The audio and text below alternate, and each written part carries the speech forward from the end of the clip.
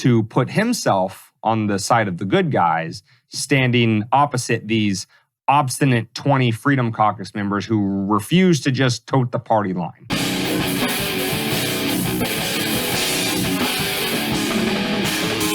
On to the main part of the episode and the massive story, at least in the United States. Again, we're gonna fill you in on some of the more intricate details for our non-United States listeners, because we don't know the inner workings of your legislative branches in your country, so we can't expect you to know everything about ours.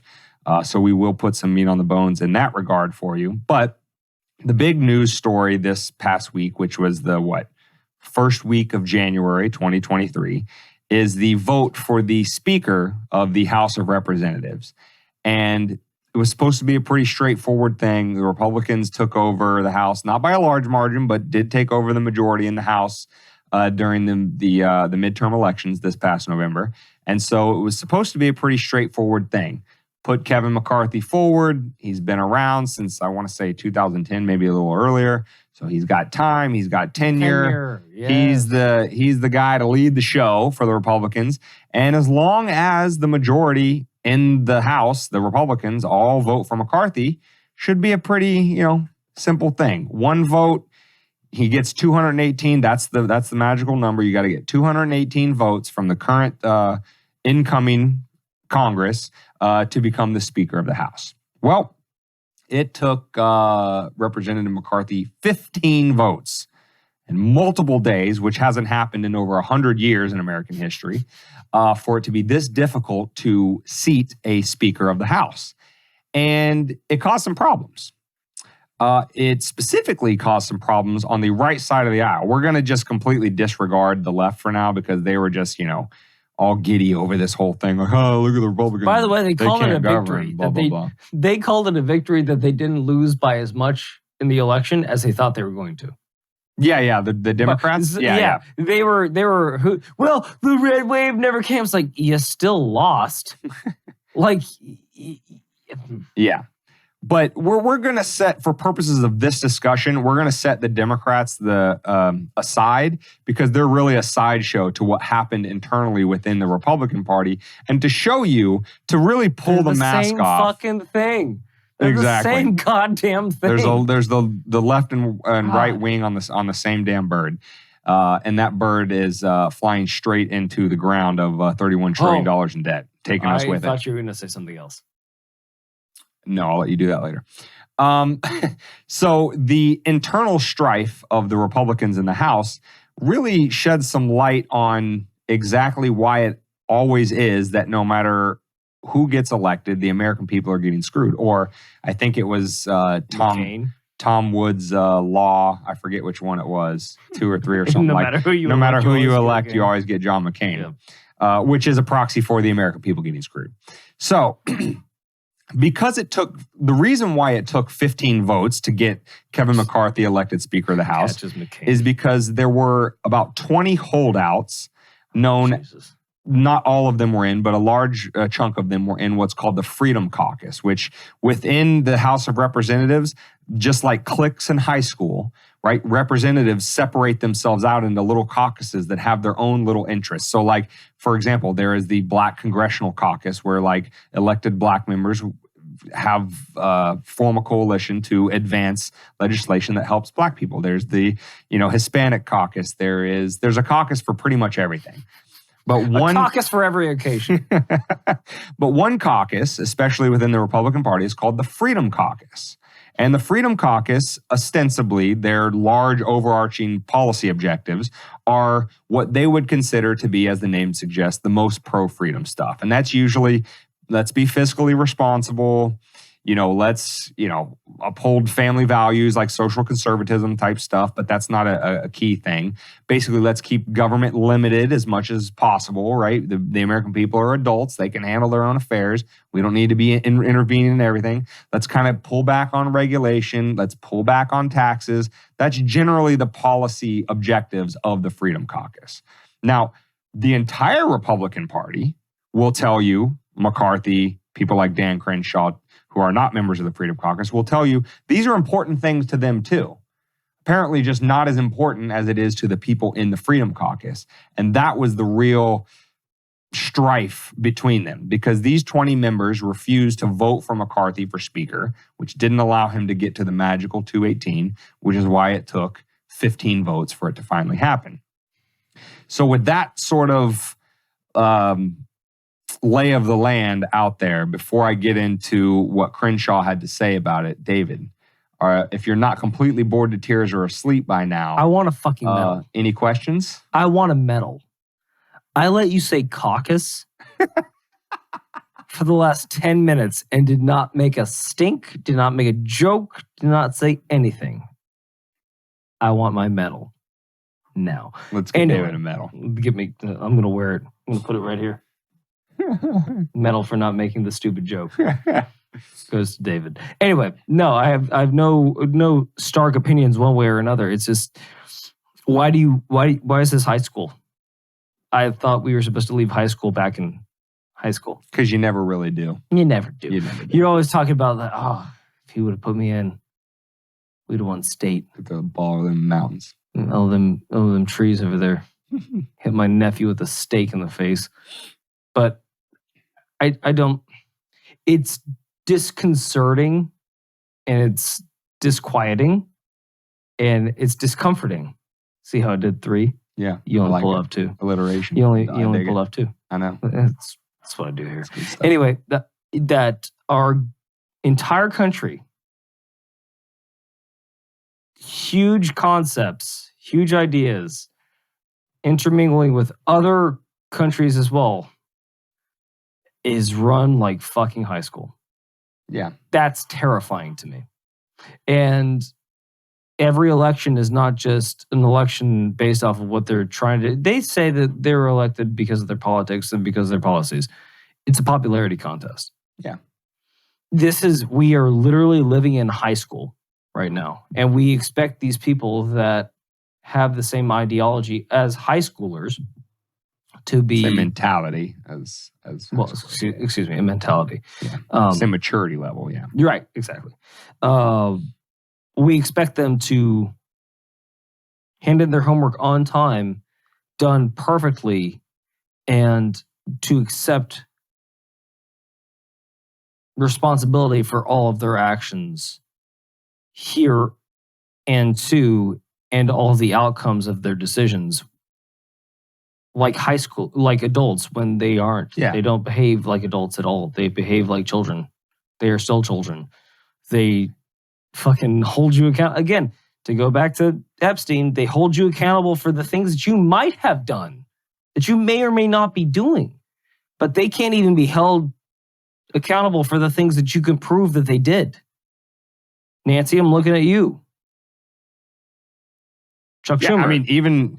And McConnell. And the guy that's going to feature heavily in this segment, Crenshaw, was either like second or third highest performing stock portfolio in all of Congress. Interesting. Oh, fiscally conservative, right as rain, honor. I know that's Boy Scouts, but honor Navy SEAL kind of. It's the 3. Whatever. 2, 3, whatever. Pieces. Oh, I thought it was just whatever. No, this is how many times they get. You're right. I know. They get whatever. I'm diminishing him in general. No. So anyway, but yes, to David's point about, running it like high school or whatever, despite what people of our ilk would say about, government being bad, we don't even have to go down the evil route. All we have to do is peel back all of the smoke and mirrors, all the facade, all of this, like, when they do their ceremonies, that's all this pomp and circumstance because they're so important and they're leaders themselves. They're leaders, and you're getting ready to hear what Crenshaw thinks about his mission and being a leader and all that kind of stuff. And when you peel all of that fluff away and you get down to the bare bones of it, they're just high school children with their own selfish biases. And what's even more important than that is we hit this key on this podcast all the time is incentives matter. And these people who are acting like high schoolers are doing it with your money and no accountability. How could you possibly, in a million lifetimes, assuming they're perfect angels and that they're not motivated by greed and envy and all of the other, or even evil things that, sometimes we attribute to government, and they do some pretty evil shit. But even if we say that they don't do any of that and they're perfect angels doing everything for the right reason, they couldn't possibly get the answer right more often than they get it wrong, because all of the incentives are perverse. And all of the incentives are being thrown in a pot, like we said, of a bunch of high schoolers that are engaging in selfish, backbiting, biased behavior towards each other. You're never going to have good outcomes come from that. So rather than those of us who are severely distrustful of government and want to see it reduced down to the smallest level possible of being naive utopians, it's the people who think that in that situation, you're going to get good outcomes. You're the naive utopian. You have to be completely disregarding of all of human nature and millennia of learned history and human experience and seeing how human beings react when they're put in one situation versus another to come to the conclusion that this can be run in a responsible, efficient manner. It can't. It never will.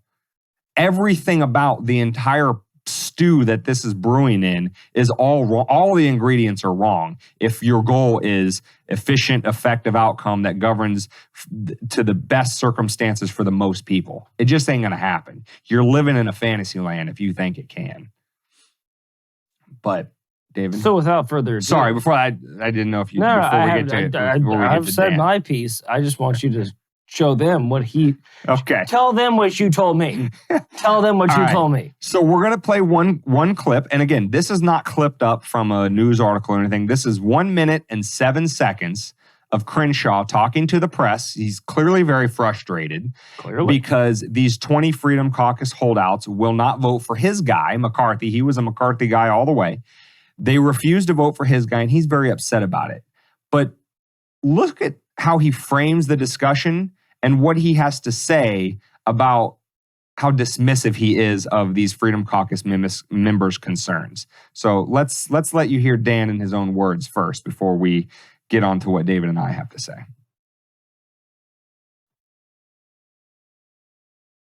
We all served in different ways, but we mostly served for the same reason, so that we would take the fight to the enemy, and the enemy would no longer take the fight to the American people. We had purpose. We had mission. That was our mission. We have mission up here. Some people have different priorities. Some people want to cut spending. Some people want to fix our mandatory spending problems.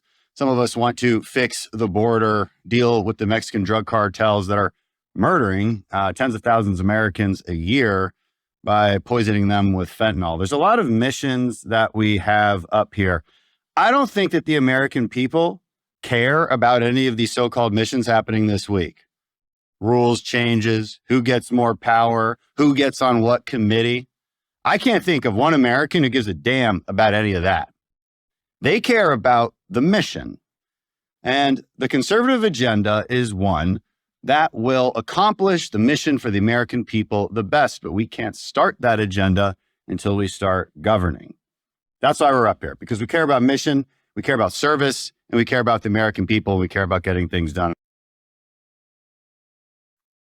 So, just a brief recap of the way he structured what he just said to put himself on the side of the good guys, standing opposite these obstinate 20 Freedom Caucus members who refuse to just tote the party line.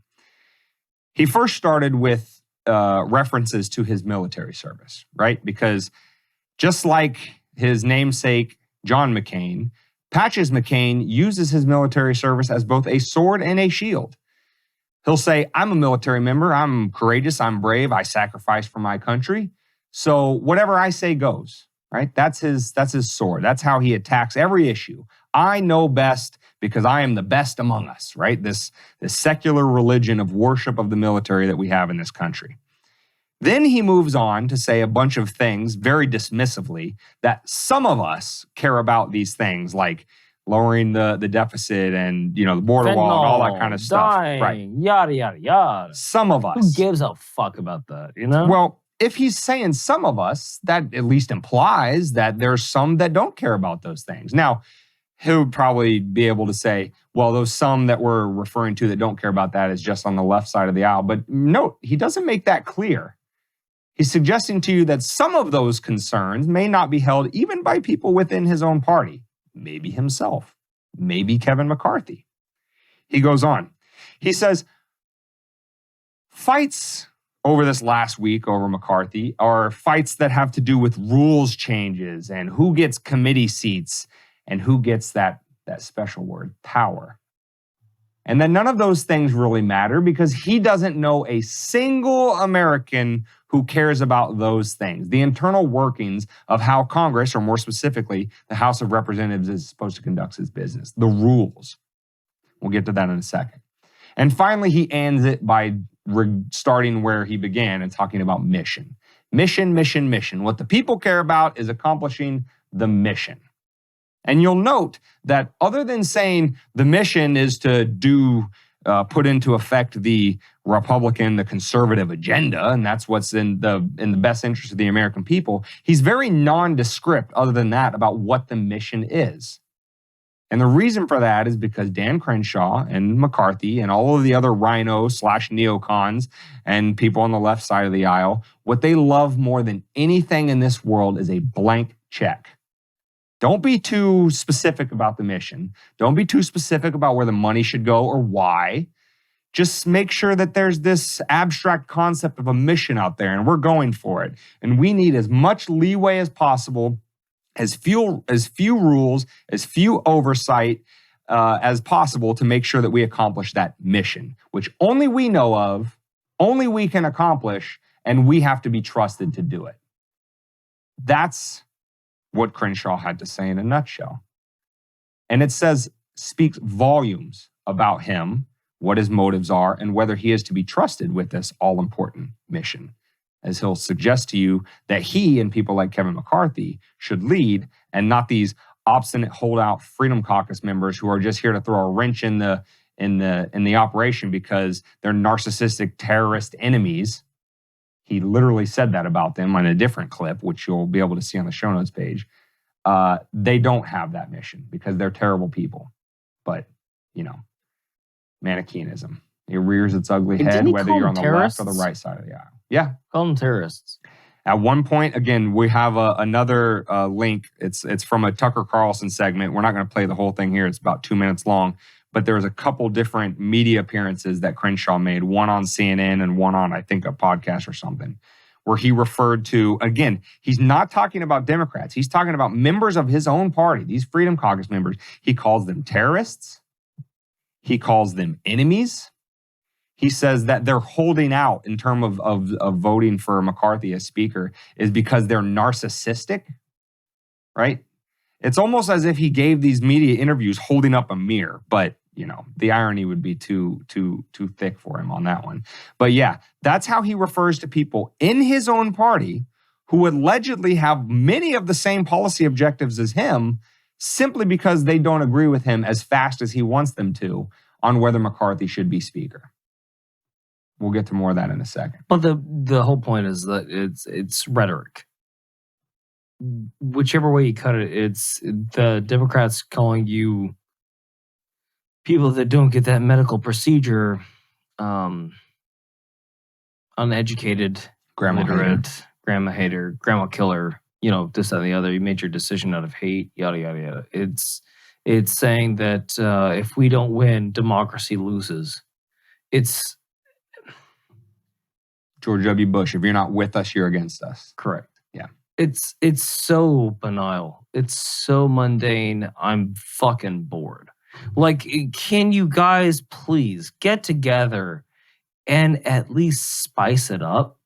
Can you guys please, have a fucking original thought instead of just, if somebody disagrees with me, he's Hitler. If somebody disagrees with me, this country is going to fall. If somebody doesn't vote for me, 9/11 will happen again. January 6th was the worst day of our lives. No, I had a pretty decent January 6th, 2021, didn't you? Yeah. Yeah. It And wasn't, 22 and wasn't shit 23. to me because I wasn't. Or if you're well, listening to 2020. Joe now, it's been moved back because it's July 6th now. Oh, July 6th. Did you see that flub this no, last week? I didn't see He was that. giving a speech about I don't January listen to 6th, Joe and he anymore. called it July 6th. He's like, God damn it, Joe. It would be funny if it wasn't so sad. Like, bless your little heart, Joe. You're going out there and you're fighting the good fight. But anywho, all I'm saying is that, like, it's not even. This is like they're running for actual national Congress, national positions, like you would run for a fucking high school student government position. Yeah. It's not even entertaining anymore. Well, my opponent doesn't want you to be able to use your body how you want because he believes that you shouldn't be able to get an abortion. Vote for me. I'm Democratic. But I don't mention the fact that I want to shove something into your arm that you may or may not want, which totally negates the whole point of my body, my choice. But I'm a good guy.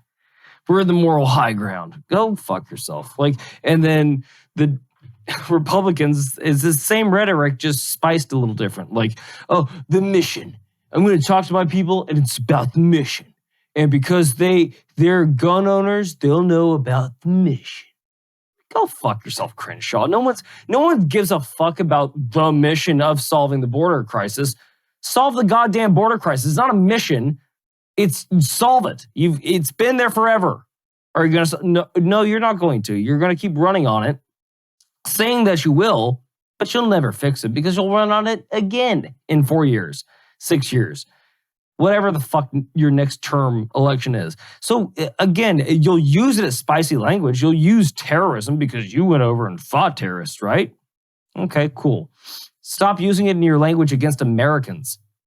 You fucking asshole. Against people of your own party who disagree with you. You, of all people, should know what a terrorist looks like. It ain't one of us that just has a different idea than you, asshole.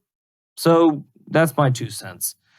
And, you know, it's important to kind of, again, going back to the lay of the land here, of why these 20 or so holdouts were not voting for McCarthy for 14 rounds before he finally got either enough yay votes or people that simply vote present, which lowers the number from 280. For everyone that votes present, it lowers the number from that he needs to get it from 218 on down. So there had to be the right mixture of people that changed their votes from previously saying no on McCarthy or voting for somebody else to saying either yes, or enough people saying, I'm just simply present, I'm not voting for or against him, but to lower the number to get him there.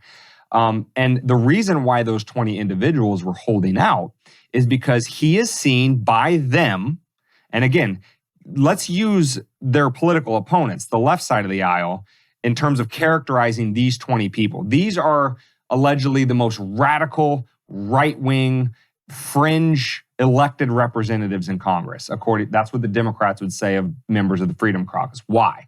Because members of the Freedom Caucus are most ardently pushing for the things that they profess to care about, right? All that stuff, like I said, border security, fiscal conservatism, all of that kind of stuff, right? And because they push the hardest for it and refuse to compromise, they are seen as the fringe radical, blah, blah, blah. They view McCarthy as too much of a team player. McCarthy will give too many concessions to the left. He'll engage in too much horse trading with the left, such that he doesn't really uphold conservatives' ideal. This is where the name RINO, the derogatory term RINO, comes from in terms of Republicans, because it stands for Republican in name only. These are people that are elected Republicans, but they don't govern like Republicans because they vote for bigger bailout packages and more money and more spending and higher debt ceiling and blah, blah, blah, which are not fiscally conservative. And members of the Freedom Caucus take issue with that. So what they wanted to do is saying, we have the numbers to make sure you don't get elected speaker. And if you want our votes or for us to change our vote to president, you need to give us some concessions for us to be able to trust you that you're not going to go and be Mr. Bipartisan with the left all the time. Because as we've said on the podcast before, what is bipartisanship? It's when the stupid party and the evil party come together to fuck the American people. When you hear the word bipartisan, that's the mental imagery I want you to have. When they agree on something, it ain't going to work out for you. Make your butthole clench. Pretty simple. And so he was too much of a bipartisan guy for the Freedom Caucus. Now, you might say that should be a merit for him. You might disagree with these members. But now I want you to consider what Crenshaw had to call these people: terrorists, enemies, all of the narcissists, all of these derogatory terms about people in his own party because they were holding out. Well, it's a rather important question. What were they holding out for? We have an article here from Zero Hedge that lays out 7, and I'm sure they asked for more, but 7 concessions that they got from McCarthy in order for him to eventually get the speakership. And we'll just go through them real quick. The first one is they got a thing called a Jeffersonian motion, which means that it only takes one congressman acting on his or her own to make a motion to remove the speaker if they go back on their own policy or agenda. So that's a rather important one. If they're going to hold out and say, McCarthy, give us all this stuff, well, he can say, yeah, I'll give it to you. And then once he's speaker, give him the finger and then violate all of that stuff. It's rather important that it only takes one member to be to hold him accountable and say, hey, you turncoat, you lied to us. I move that you be voted out of being speaker. Okay. Maybe that's neutral, but whatever. That is an internal rule of the House, which is meant to have some element of accountability, right? Number 2, a church-style committee will be convened to look into the weaponization of the FBI and other government organizations against the American people. Does Crenshaw all of a sudden not agree with that? Because that's a concession that they got from McCarthy. You've heard all this big talk from Republicans saying that they're going to do this, especially after the release of the Twitter files. But why did it need to be a concession if they were already planning on doing it? Or maybe they were just saying what they needed to get elected by their constituents and then had no intention to do it. Well, the Freedom Caucus members made sure that it becomes a reality. Number 3, term limits will be put up for a vote. Now, take what I just said about bipartisanship and put a pin in that, because most people, American people, if you ask them, they think term limits is a good idea. I don't. That's another discussion for another day. Doesn't matter. A lot of people do think that. Crenshaw, a lot of Republicans think that. So Freedom Caucus members say, let's put it up for a vote. Let's make this thing a reality. Let's stop talking about it and let's be about it. Number 4. This is a huge one. Bills presented to Congress will be single subject, not omnibus, which means a whole bunch of things together at once, many of them that have nothing to do with each other. Which we've discussed multitudes of times on this very podcast. Right. With all the attendant earmarks, and there will be a minimum 72-hour minimum period to read the bills before they vote on them. Wow. What a novel concept. Instead of voting on a package of 40 different proposals in one bill, we're going to make sure that every bill that comes forward has one subject. If you say nay, we make you a fucking villain on the goddamn media circuit. Right. Because you don't want now to we sell know what away they're voting rights. for. Exactly. Right. Exactly. Now we know what they're voting for. When you had these omnibus bills, you would have a bunch of things that had nothing to do with each other. The Children's Bill of 1922 to make sure that every child has food that night. Meanwhile, it's like, oh, and then we're also going to arm the Iranians and we're going to attack these people. And then we're also going to subjugate these people. And there were, but all of that was tertiary to the children. Yeah. The children. At 0 hour, after having nobody read it, but Congressman and woman A and B agree in some closed-door meeting that they're going to put some pork in this bill to make sure that some money goes to her district and some money goes to his district and everybody's happy so they can get reelected. That gets put in the bill at 0 hour that nobody reads, and boom, that's how you wind up with $31 trillion of debt, among other reasons. Wow. But that's the way, those were the rules. And again, keep all of this in mind with what Crenshaw had to say about he doesn't know a single American that cares about the rules that govern the House of Representatives, that care about who sits on the committees. Because again, the committees are where the initial legislation is drafted before it goes to the main floor. So whatever they're being voted on to make law that rules over 330 million of us, first comes out of the committees, which tells you that the committee seats are very, very powerful positions. So, yeah, it matters a fucking lot who sits on those committees and power. Well, he didn't talk to us, did he? No, he doesn't know a single American. Did he call us? Did he give us a ring-a-ding-ding-dong? Last I checked, I'm an American and I care about these things. I don't think he's on the email list. I don't think he's on our Mastodon. So that rule is a huge one. Making bills single subject, and you have at least 3 full days to read it before it's voted on. That's important. It's fair. Number 5, the Texas border plan will be put before Congress. The 4-pronged plan aims to, quote, complete physical border infrastructure, fix border enforcement policies, enforce our laws in the interior, and target cartels and criminal organizations. Correct me if I'm wrong. Doesn't Crenshaw hail from Texas? Texas. And in his statement that we just played for you, he referenced how the border's a big problem and thousands of Americans are being killed every year by fentanyl flooding across the border. So again, his rhetoric suggests that he should be 100% on and how long has he been on board Congress? with this? Quite a while, right? 2012, 14, something like that. A few terms. So he's still in that mission, huh? Yeah. Mm. He's still on that mission that hasn't been accomplished yet. Number 6. COVID mandates will be ended, as will all funding for them, including so-called emergency funding. Again, you would think that Crenshaw, YouTube, based on his chill, again, daddy chill. These are our elected representatives that are discussing this. YouTube, not us, not personal opinion. We're just saying. We're saying it out loud. Just saying it. Just saying it out loud. And finally, number 7, budget bills would stop the endless increases in the debt ceiling and hold the Senate accountable for the same. So what does that mean? If you've been following American politics for a couple of years, you see periodically this thing called this fight over raising the debt ceiling. A couple times over the last few years, the debt ceiling has expired without it being raised and the government shut down for a few days. David and I were, all celebration. Everybody else was all tears and pity.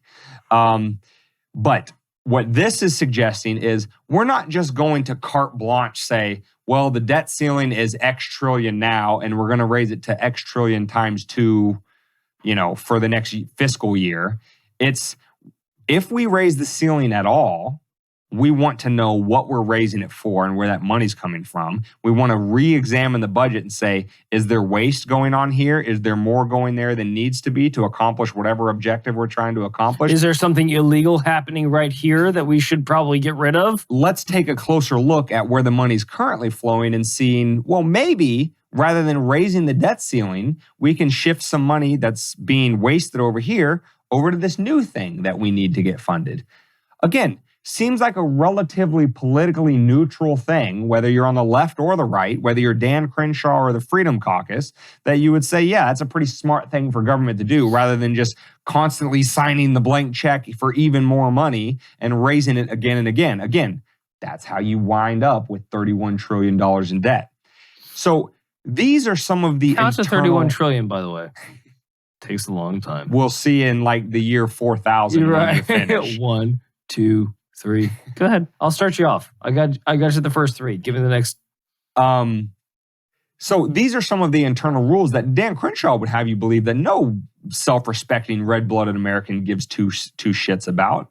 This is stupid inside baseball stuff. None of this matters. How we govern is based on the nondescript abstract mission. Don't you understand? You fucking idiot. Myself as Dan Crenshaw or our fearless leader Kevin McCarthy can be trusted implicitly to accomplish that nondescript abstract mission without all of these rules overseeing us and holding us accountable. Sidebar. Don't you know? Sidebar. Huge fan of McCarthy's sister, though. Like, she got me through a lot of dark times. Jenny? Good for you. So, she's not a big vaxxer. She's an anti-vaxxer. Which we are. Which we are not. YouTube, we are not. As far as we know. Not. But Jenny? We say no more. She's welcome on this podcast anytime. So, I mean, that's really it. So now that you see what exactly the holdouts were for before McCarthy finally got his speakership, and you look at that juxtaposed with Crenshaw's rhetoric. So, and again, he is a proxy for the mentality of being a RINO, being a neocon in general, is they love the blank check just as much as their colleagues on the left side of the aisle. They will go on, and as David said, in WWE style, and they will pretend that they hate everybody on the left and they're terrible, irresponsible people that shouldn't have Triple control H of the will work out government. with The Rock at fucking LA Fitness. And that's why you're in debt, is because of those irresponsible money spending Democrats and all of that kind of stuff. And we, the fiscal conservative Republicans, are the ones that need to be trusted. Well, regardless of who's been in control of Congress, and it's shifted back and forth over the years, the debt only ever seems to go in one direction. The waste only ever seems to go in one direction. And all of the consensus in the world only ever seems to do one thing: fuck the American people. So when Crenshaw says that he doesn't know a single American that cares about this stuff, I suggest that Crenshaw do one of two things: find more Americans to talk to, or quit being a lying piece of shit. Because we know that you know that the rules matter. As the old saying goes, you pick the game, I write the rules, I'll win every single time. The rules make all of the difference. And the reason why Crenshaw likes the rules the way they were and doesn't like these concessions is because, just like his leftist colleagues, just like he now seems to argue and use rhetoric like by labeling his political opponents, even with his own party, terrorists, et cetera, is just like them in rhetoric. He is also like them in mentality. He wants the blank check. He doesn't want you asking him why he voted to send billions of dollars to Ukraine while people in the United States are still, have food insecurity, they're homeless, veterans are abandoned, get substandard health care at the VA, et cetera, et cetera, et cetera. Patches McCain doesn't want you looking over his shoulder. Just like John McCain didn't, just like Kevin McCarthy doesn't, just like Mitch McConnell doesn't in the Senate, just like every single one of these politicians that tell you one thing and do a completely different thing. That's what Crenshaw stands for. And the fact, He sounds like him. Don't get it misunderstood that our attacking of him and the whole religion of military in the United States is not an attack on the military itself or military members. Individuals. It is calling out people like Crenshaw, as we called out by McCain, by hiding behind their military service, by using it to say, this is why you can't question me or my motives, while he continually fucks you without lube against your will. That is disgusting, because he's preying on the supposed honor and respect and courage that it takes to be a military member, and does it so that he can screw you with impunity. Don't let him do it. Don't listen to him. Just say no. And kids. definitely always pay attention to the details, where the devil always lies.